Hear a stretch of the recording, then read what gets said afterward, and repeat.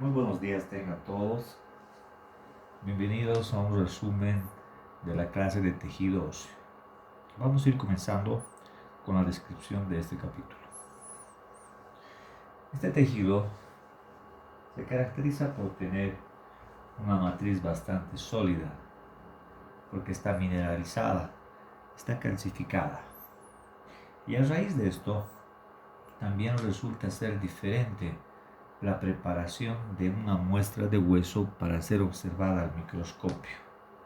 Se utilizan diferentes tipos o variadas formas de poder preparar hueso. Existe la descalcificación, la exposición al calor y el esmerilado, el desgaste o la abrasión. Y aunque sea un tejido duro, el tejido óseo, tiene cierta dinámica. Durante la remodelación ósea se va a producir tanto formación de hueso como reabsorción de hueso. Si aplicamos fuerzas de tensión sobre este tejido óseo, se va a producir neoformación de hueso. Y si aplicamos fuerzas de presión o compresión, ya también se producirá un proceso de reabsorción del tejido óseo. Vamos a hablar de las funciones de este tejido. Por su dureza, va a servir como soporte, sostén, protección para otros tejidos. Por ejemplo, para el corazón, para los pulmones, cerebro, médula espinal. En el centro de nuestros huesos tenemos un tejido hematopoyético, la médula ósea roja. Es un tejido que sirve para la formación de células sanguíneas, muy importante para nuestro sistema inmunitario, por la formación de glóbulos blancos y para la formación de glóbulos rojos también, por otra parte. Este tejido sirve también para el almacenamiento de sales minerales. Si consideraríamos un 100% de calcio en todo nuestro organismo, aproximadamente un 99% se encuentra depositado en nuestros huesos, quedando un 1% apenas de calcio intercambiable que está fuera. Para la descripción del tejido óseo, vamos a dividir en dos partes la matriz, como orgánica y como inorgánica. Dentro de la parte orgánica vamos a encontrar lo que nosotros ya conocemos como glucosaminoglucanos, proteoglucanos, glucoproteínas de adhesión. Y vamos a explicar primero esta parte orgánica y vamos a ver la siguiente diapositiva para la explicación de esta.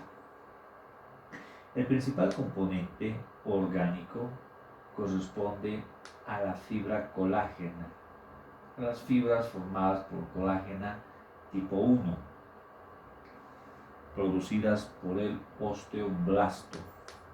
También están incluidas en esta sustancia inorgánica, les dije hace poco, los glucosaminoglucanos.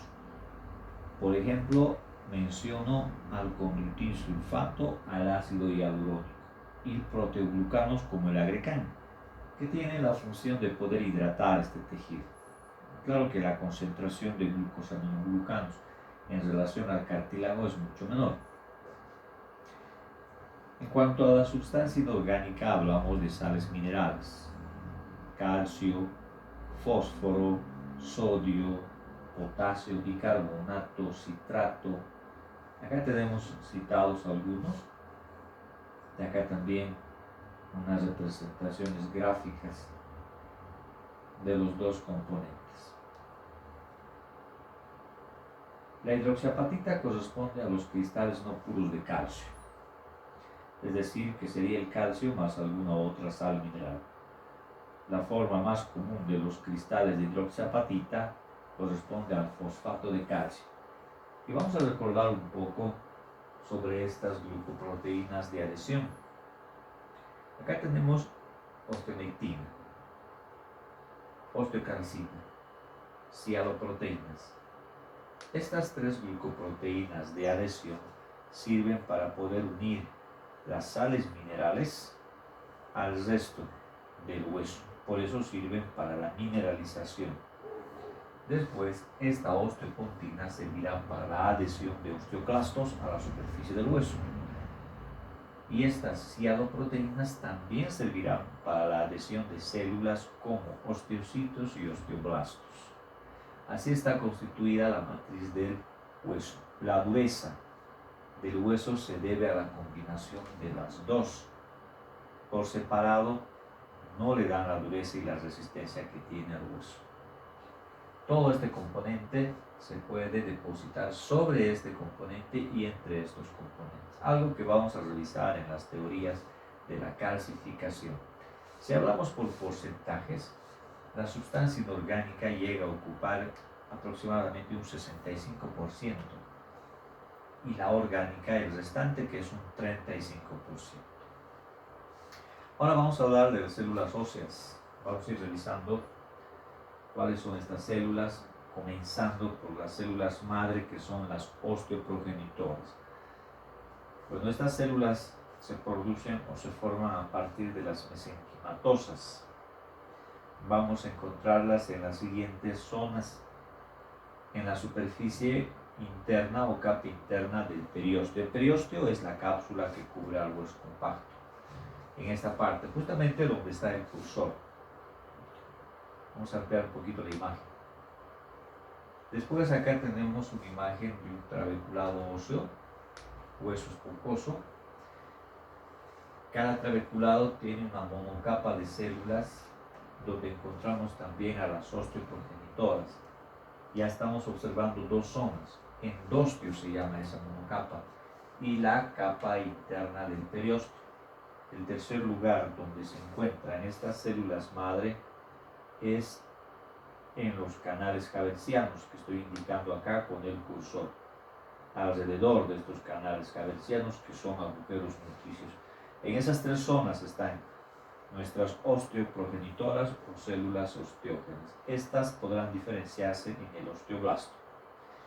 El osteoblasto es la célula considerada como formadora de huesos, la célula joven. Es la célula que va a producir todo lo que es matriz orgánica. Vamos a ver en una siguiente diapositiva al osteoblasto. Bien, acá tenemos algunas células óseas. La que nos interesa es el osteoblasto. Está acá arriba a la izquierda. Este es el osteoblasto. En esta región. Sucede que el osteoblasto se encuentra en la parte periférica del hueso. Es a partir de ahí donde va formando matriz por capas, va depositando. Acá también tenemos algunos osteoblastos produciendo matriz ósea. Toda la parte orgánica es fabricada por esta célula. Recordamos, colágeno tipo 1.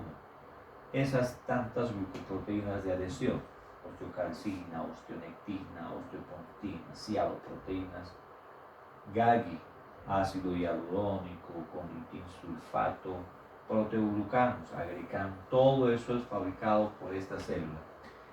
Y también esta célula va a producir una serie de moléculas que influyen sobre el osteoclasto. Este es un osteocito, lo vamos a revisar después.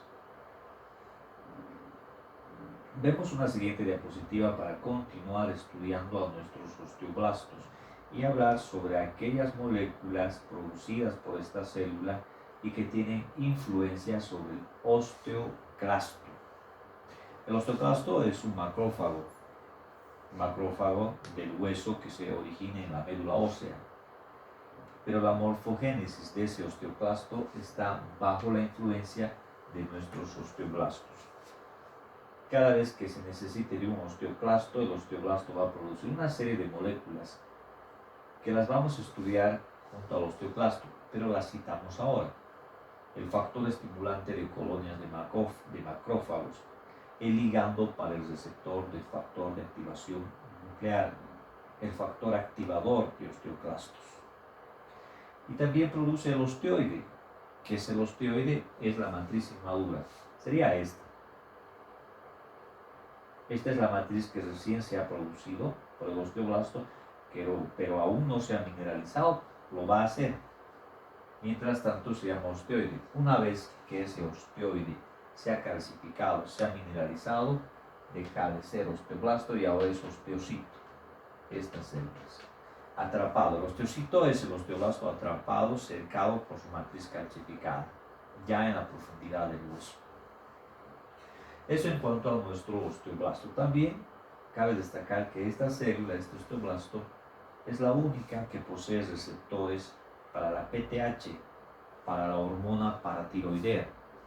Esa hormona paratiroidea se produce cuando las concentraciones de calcio son bajas. También algo que vamos a revisar más adelante. Ahora vamos a estudiar a la forma madura del osteoblasto, que es el osteocito. Una vez que el osteoide se ha calcificado, ya nos referimos a esta otra célula, osteocito.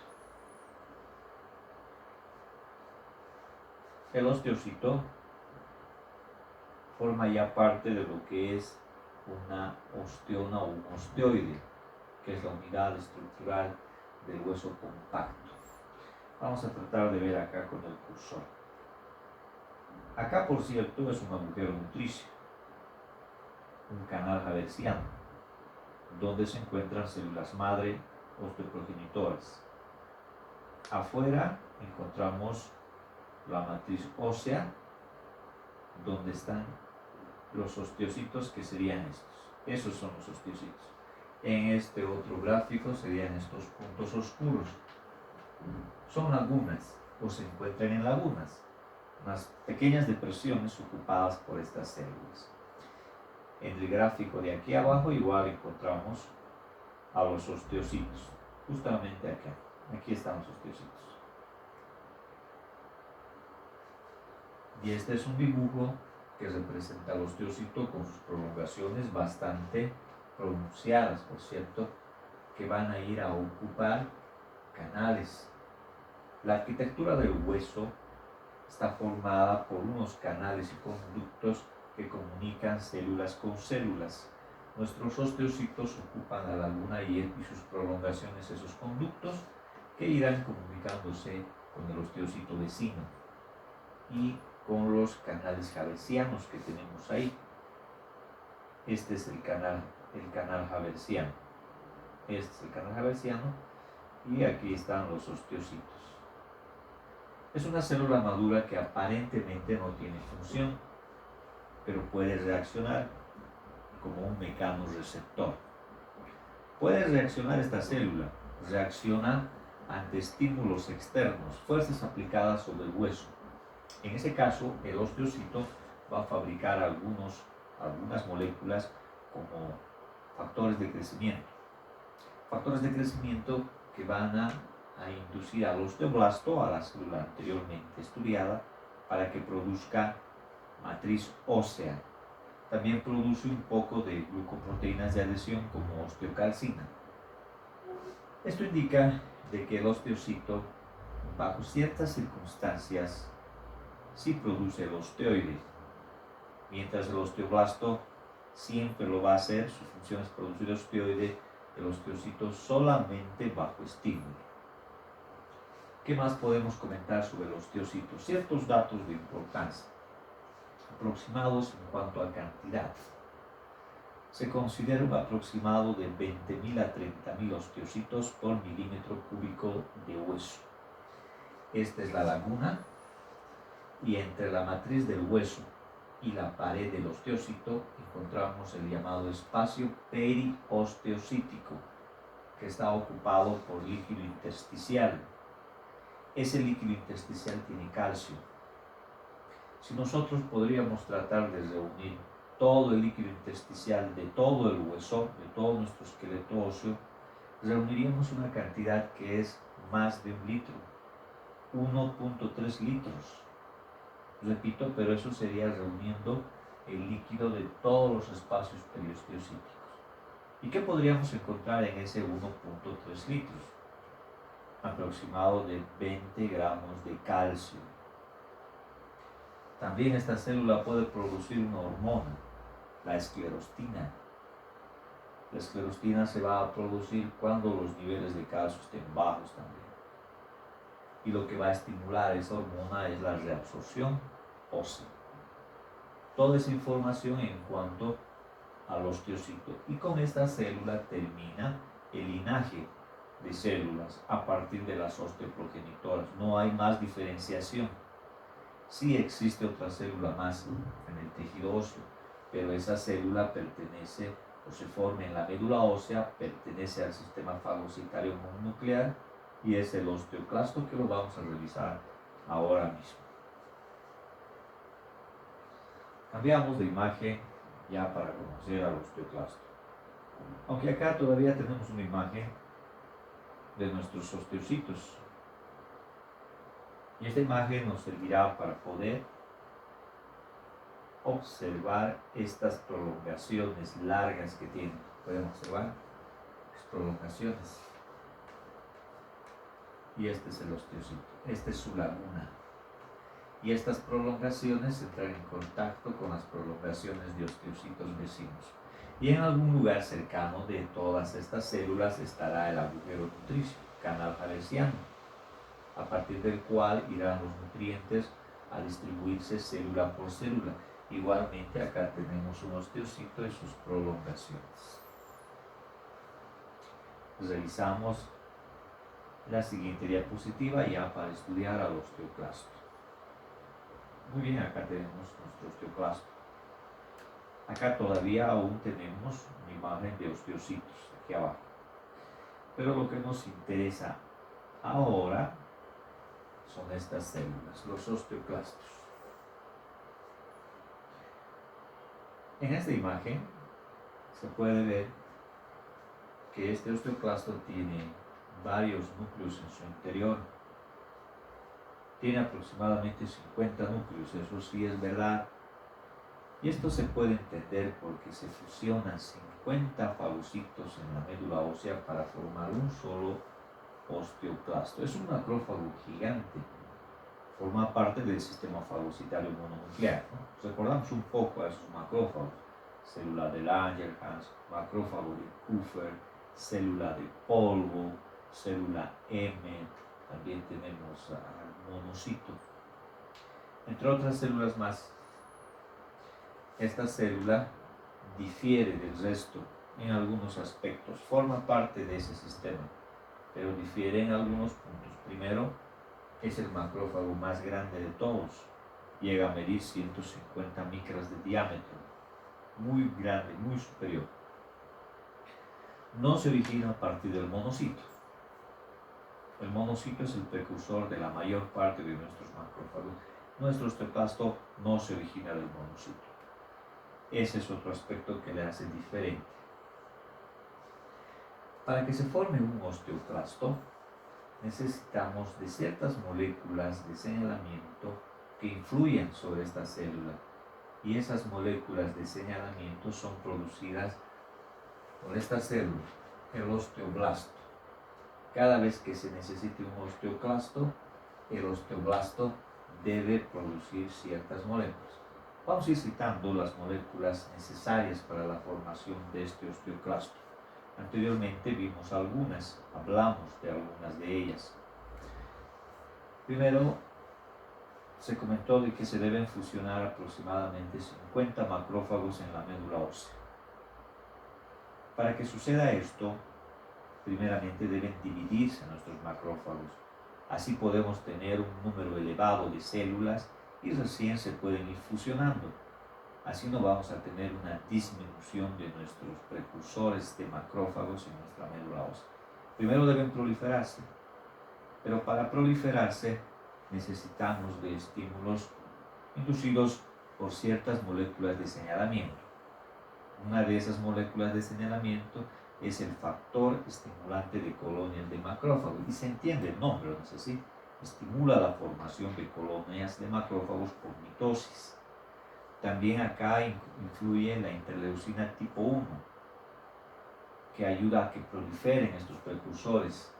Entonces se realiza la mitosis en la médula ósea y luego se vienen a fusionar estas células.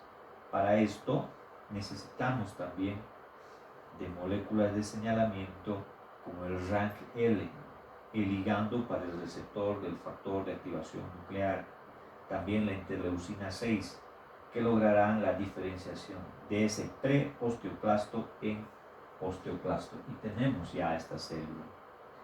Y para que pueda cumplir su actividad, aquel osteoclasto produce una molécula más que se llama el factor activador de osteoclastos, y el osteoclasto comienza a cumplir su función. Su función es la reabsorción de hueso, la absorción ósea, cada vez que sea necesario. Una vez que ha cumplido su función el osteoclasto, realiza la apoptosis, se induce la apoptosis en esta célula, muere el osteoclasto. Hemos observado de las moléculas que son necesarias para la formación de esta célula gigante. Vamos a ver su morfología. Pero antes aprovecharemos esta imagen para poder ver cómo puede reabsorber hueso, cómo puede eliminar o extraer del hueso tanto la parte orgánica o inorgánica, una vez que esté activado, ¿es así? Entonces, para la matriz orgánica, cuenta con enzimas ácidas, hidrolasas, que disuelvan la colágena. Entre estas tenemos la colagenasa para la disolución de colágeno.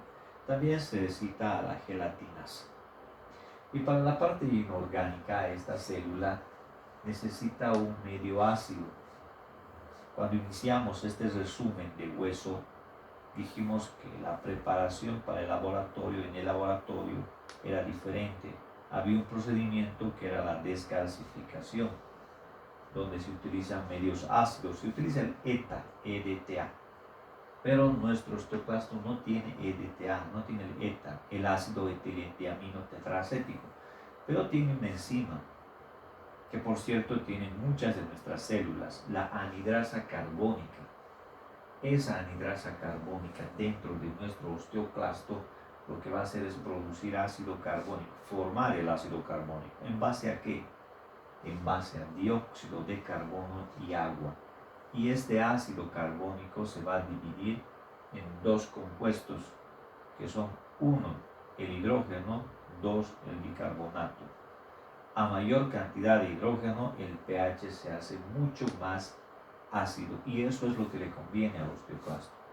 Empieza a liberar, tiene bastantes bombas de hidrógeno en su membrana, empieza a liberar el hidrógeno, desciende el pH y empieza a liberarse la matriz inorgánica. Y esas sales minerales tendrán que ir hacia la sangre. Y si la concentración de calcio está baja, empezará a regularse, a nivelarse la concentración de calcio. De esa manera, entonces, funciona este osteoclasto. Pero hay un punto más importante que comentar sobre esta célula. ¿Por qué razón tendrá que eliminar hueso? ¿Por qué razón tendrá que reabsorber? Parecería tal vez que fuese algo no provechoso, todo lo contrario. Es de mucha utilidad la función de esta célula. Primero, en la fase de crecimiento, en el desarrollo de los huesos, en los procesos de osificación. Tiene que reabsorber hueso. Si por un extremo el osteoblasto está generando hueso, por otro lado el osteoclasto tiene que ir reabsorbiendo, remodelando y formando las cavidades medulares. Y también es necesaria esta célula para nivelar y equilibrar, mantener equilibrada la concentración de calcio en la sangre. Y recordamos algunos datos. ¿Cuánto es el dato, la concentración aproximada de calcio en la sangre normal? De 8.8 a 10.5 miligramos por cada 100 mililitros. Esa es la concentración de calcio normal en la sangre. Si se eleva, llamamos como hipercalcemia. Si baja demasiado, hipocalcemia. ¿Para qué es necesario el calcio fuera del hueso? Contracción muscular, coagulación sanguínea, adherencia celular, para el metabolismo de nuestras células, muchas. ¿En cuál de las dos circunstancias actuaría este osteoclasto? ¿En una hiper o en una hipo? Para tratar de solucionar esto. Primero veremos el primer ejemplo. En una hipercalcemia, la concentración de calcio se ha elevado en la sangre, el osteoclasto sí se activaría, liberaría más cantidad de calcio y se elevaría mucho más. No es en esa situación. Si la concentración de calcio está baja, sí. Porque si está bajo el calcio en la sangre, el único lugar donde podemos extraer es del hueso, y el osteoclasto tendrá que liberar matriz inorgánica, llevar a la sangre, como hemos explicado hace poco en ese procedimiento, y esa concentración de baja de calcio se tendrá que nivelar. Pero ¿quién ordena el funcionamiento de esta célula y su origen? El osteoblasto. ¿Y quién ordena el osteoblasto? Una glándula, la glándula paratiroides, por medio de una hormona, PTH. La PTH encuentra el receptor en cuál de nuestras células óseas, en la osteoprogenitora, en el osteocito, osteoblasto, osteoclasto. Y esto es cuando la concentración de calcio está baja, el osteoblasto.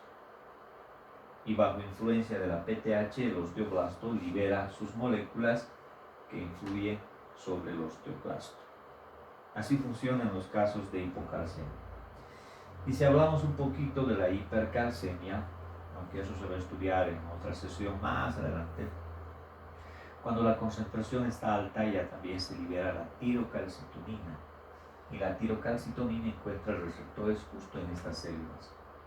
Induce a su apoptosis para que no se reabsorba más hueso y esa concentración elevada no pueda subir más, y lo que ha quedado así en exceso se reutiliza, pero no va a haber más cómo extraer más sales minerales. Es así como la concentración de calcio en la sangre se puede regular por medio de esas dos hormonas. PTH en la hipocalcemia, tirocalcitonina en la hipercalcemia. Hay mucho que comentar sobre esta célula, ¿no es así? Hablaremos de la morfología de esta célula, cómo está constituida esta célula. Ahí tenemos algunas imágenes. Acá tenemos una fotografía con microscopía electrónica. Y acá un dibujo. Esta región que podemos observar acá abajo corresponde a sus prolongaciones o microvellosidades. Sin estas microvellosidades el osteoclasto no funciona, no sirve. Necesita de estas microvellosidades. Estas. En el dibujo serían estas. Acá también tenemos otro osteoclasto. Existe una patología, la osteopetrosis, donde los osteoclastos carecen parcial o totalmente de estas prolongaciones. ¿Y esto qué problemas puede traer? En el crecimiento y desarrollo, en la remodelación del hueso, en la reparación del hueso, en la mantención o en el equilibrio de la concentración de calcio en la sangre. Imagínense, este osteoclasto debe reabsorber y formar las cavidades para la médula ósea, ¿no? Si no reabsorbe o se reabsorbe poco, las cavidades pueden quedar muy pequeñas, y ese tejido hematopoyético es necesario para la formación de glóbulos rojos, células sanguíneas. Vamos a las regiones. Comenzaremos desde acá. Esta es la zona basal, así se la llama, donde encontramos la mayor parte de sus núcleos, los 50 aproximadamente. Después tenemos una región donde hay estas vesículas, se llama del mismo nombre, zona vesicular.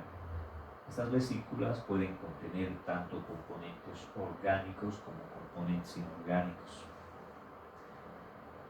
Y acá lo que hablamos hace poco, un borde en cepillo, un borde estriado, donde se encuentran las microvellosidades.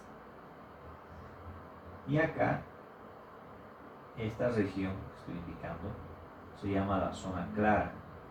aquí y aquí también. Esa zona es rica en filamentos de actina. Los filamentos de actina funcionan como un refuerzo para que este osteoclasto se pueda fijar en el hueso, que es esta parte, en el hueso. Se va a fijar por medio de una glucoproteína de adhesión. ¿Cuál es la glucoproteína de adhesión? Que sirve para adherir osteoclasto a la matriz ósea. Tenemos tantas opciones. ¿Cuál será? Osteopontina, osteocalcina, osteonectina, proteínas, o ninguna al final, así como una pregunta. La respuesta es la osteopontina. Esa glucoproteína de adhesión se encuentra entre el osteoclasto y la matriz ósea.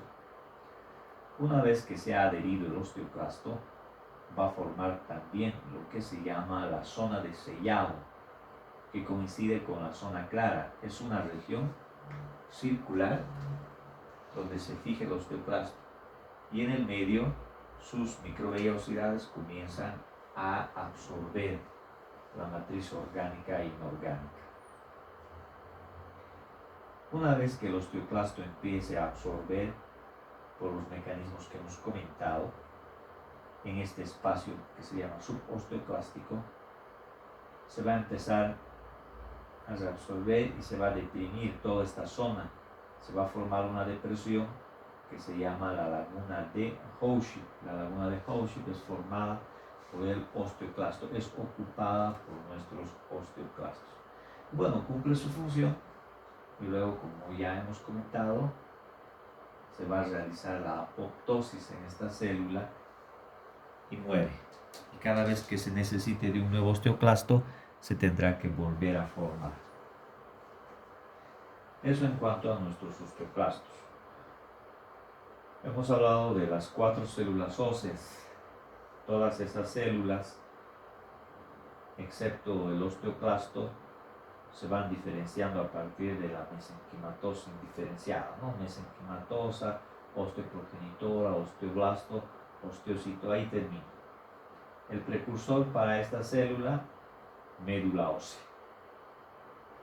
Esta va a ser, señores, la primera parte de nuestro resumen de tejido óseo.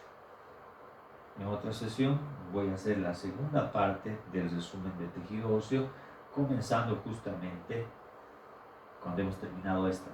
Terminamos células óseas y en la siguiente ya vamos a hablar de las osificaciones. Entonces quedamos en esta primera entrega. Que tengan muy buenas tardes. Se despide de ustedes el doctor